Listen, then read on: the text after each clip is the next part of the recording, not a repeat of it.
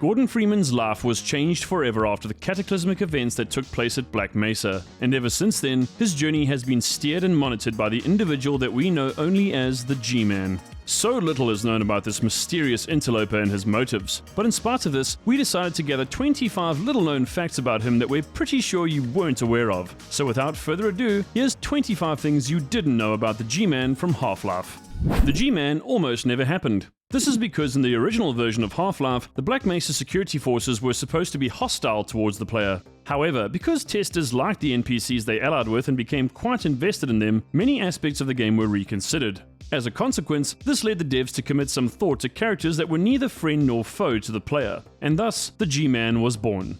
The voice of the Gman is actually Michael Shapiro, who has also contributed his vocal talents towards several other gaming franchises over the years, including Grand Theft Auto 5, Day Zero, Blood 2 The Chosen, and Horizon Forbidden West.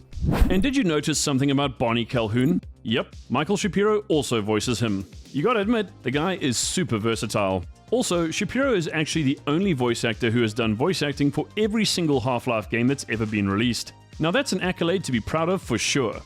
Does the Gman always wear the exact same suit? Apparently not. If you look at the character model that was used in the original Half-Life and even the HD versions that featured an opposing force in blue shift, the Gman's blazer has 2 buttons. This 2-button suit is also seen in Half-Life Alyx. However, in Half-Life 2 and its episodes, the Gman actually wears a 3-button blazer. Personally, I think the 2-button suit is a little more imposing, but maybe that's just me.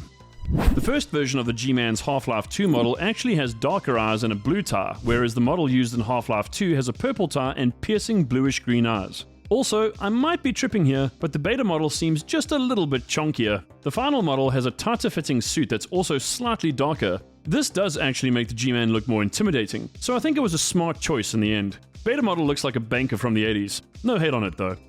In some of the beta maps from the original Counter-Strike, the Gman appears as a hostage. But get this, while you can kill him, he doesn't actually have a dying animation because he cannot be killed in the original Half-Life. If you've ever tried to shoot him or hit him with your crowbar after using no-clipping in the first Half-Life, you'll notice that he's seemingly made out of impenetrable metal. Pretty sure that's not actually the case, but I guess in Half-Life it's just a safeguard to prevent players from arbitrarily murdering him.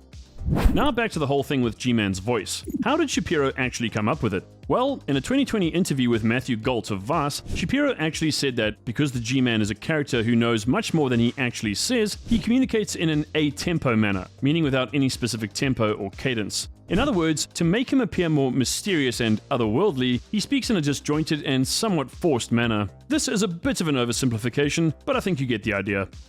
The very first render of the Gman's model shows him with the red and blue tie that's also seen in the HD models from opposing force and blue shift, but if you look carefully, the patterning is seemingly inverted, or at the very least, the first render has mostly black in the tie. Only the Gman's original Half-Life model and his PS2/Decay model has a fully black tie. Pop quiz. What is the first thing the Gman ever said to Gordon Freeman? Is it A, the border world Zen is in our control? B, Gordon Freeman, in the flesh? C, rise and shine, Mr. Freeman? Or D, go f*** yourself? Yes, he in fact says, Gordon Freeman in the flesh. Or rather, in the hazard suit. The briefcase the Gman carries in all of the earlier Half-Life games has the Black Mesa logo on it. However, the early renders feature the USDD logo. That's the United States Department of Defense. As of Half-Life 2, it seems that the days of the Gman carrying around a briefcase with the logo on it are long over. Which Gman briefcase is your favorite? Let us know in the comments.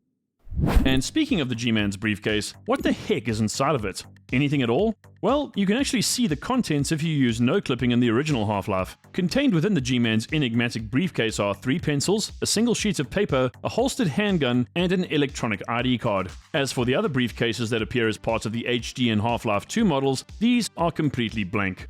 Maybe it's like Dr. Henry Killinger's magic murder bag. And this is my magic murder bag. Okay, maybe that's a stretch, but it would appear that the Nihilanth is actually well aware of the Gman's existence. In the first Half-Life, it apparently transmits telepathic messages to Gordon Freeman, telling him things like, "You are man, he is not man, for you he waits, for you." This suggests that the supreme leader of the aliens that reside within Zen was trying to warn Gordon and that the Gman is, in fact, not human. In all likelihood, he simply assumes a human form when talking to Gordon and interacting with other humans.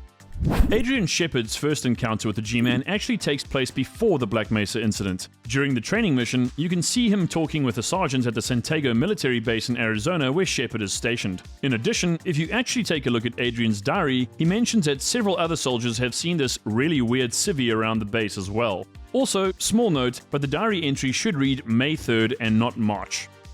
The man who served as the face model for the G-Man in Half-Life 2 is Frank Sheldon. Believe it or not, he was actually supposed to play Dr. Breen at first. However, after Bill Van Buren presented a quick mock-up of Sheldon with chopped off hair and a scaled-down face shape, it was decided to use him for the G-Man instead.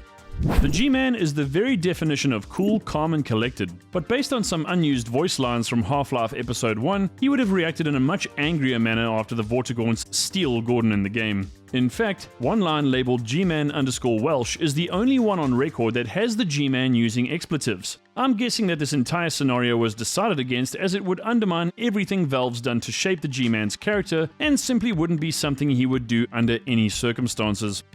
There were some major concerns when Michael Shapiro was called in to do the G-Man's voice lines for Half-Life Alyx after a 13-year hiatus. But much to Eric Walpole and Sean Vanneman's surprise, Shapiro managed to complete all of his recordings in a single 20-minute take. Shapiro clearly never broke character for well over a decade. It must have made interactions with regular people a bit weird, but it's nothing but good news for us gamers.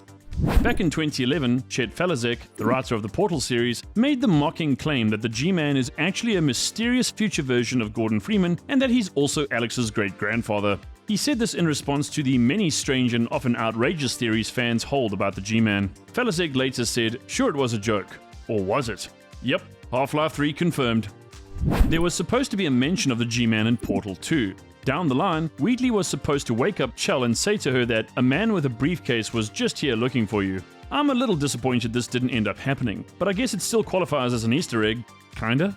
Pop quiz. How many times is the G-Man cited in the original Half-Life? Is it A, 9, B, 12, C, 10, or D, 6? The G-Man can be seen 9 times in Half-Life. His first appearance is during Black Mesa Inbound shortly before you arrive at the Anomalous Materials Lab, and the last right at the very end of the game.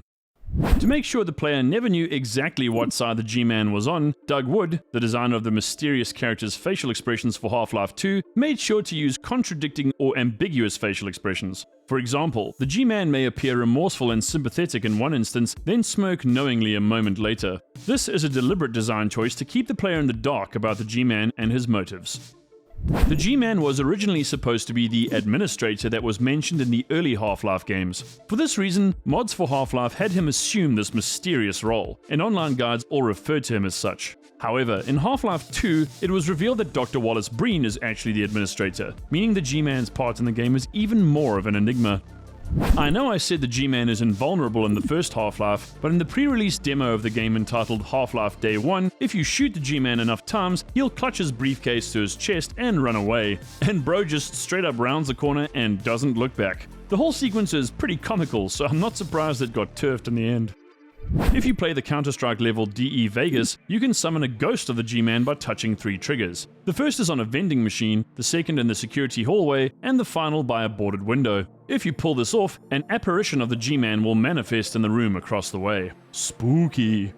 Did you know there was supposed to be an expansion after Opposing Force called Half-Life Hostile Takeover? In this cancelled add-on that was developed by 2015 Incorporated, the G-Man was going to have several humans working directly for him and sharing his same sort of look and attire, and the player was supposed to assume the role of one of these subordinate G-Men. What a bummer that this never saw the light of day. It sounds like it would have been awesome. In Half-Life Episode 2, the G-Man says, Prepare for unforeseen consequences. This is in fact a direct reference to the 3rd chapter of the original Half-Life entitled Unforeseen Consequences, where Gordon Freeman regains consciousness after the resonance cascade. It's a pretty creepy scene and a direct nod to the origins of Gordon's, and humanity's, ongoing plot. One of the G-Man's more recent appearances is in the completely off-the-wall online YouTube series called Skibidi Toilet by Alexei Gerasimov. I won't really go into the lore here, but there is actually a character known as G-Man Skibidi Toilet, or simply G-Toilet. Similar to his human counterpart in Half-Life, G-Toilet is the largest of the Skibidi Toilets and the main antagonist in the series. He is known for his superior strength as well as his signature lasers. Badass. And last but certainly not least, it seems the G-Man is actually inspired by the cigarette-smoking man played by William B. Davis from The X-Files. Just so you know, this sinister character is essentially the primary antagonist in the X-Files TV series. And if you look at his pilot episode appearance, the CSM's demeanor, suit, and movement may as well have been the template for Half-Life's G-Man. Now that is seriously cool. So there you have it. That's 25 things we bet you didn't know about the G-Man. Did you learn anything new from this video? And are there any other facts about the G-Man we may have missed? Let us know in the comments. Make sure you smash that like button and subscribe to the channel for daily gaming lore, analyses, opinions, and more. From me and the crew, thanks for watching, and I'll see you in the next video. Later!